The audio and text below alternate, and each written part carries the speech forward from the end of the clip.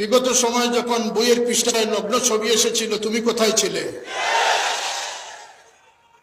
যখন আমার কোমলমতি বাচ্চাদেরকে নষ্টামি শিক্ষা দেওয়া হয়েছিল তখন তুমি কোথায় ছিলে? আর তোমরা যদি সেই কাজ করে যেতে তা আজকে আমাদের মতো লোকরা এত কষ্ট করতে হতো না।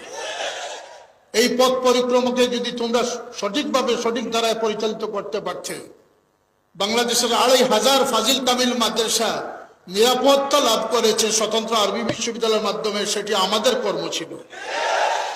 এই সিলসিলা এই মসলকের পারাদারি আমরা কিভাবে করেছি আমরা জানি।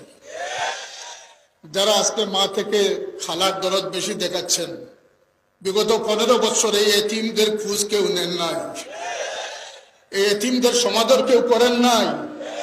আজকে আমার জন্য নাকি বাংলাদেশের ভোটের সমর্থন হয়ে যাচ্ছে। আমার অধিকার আছে, আমাদের অধিকার আছে, আমরা ভোটে অংশগ্রহণ।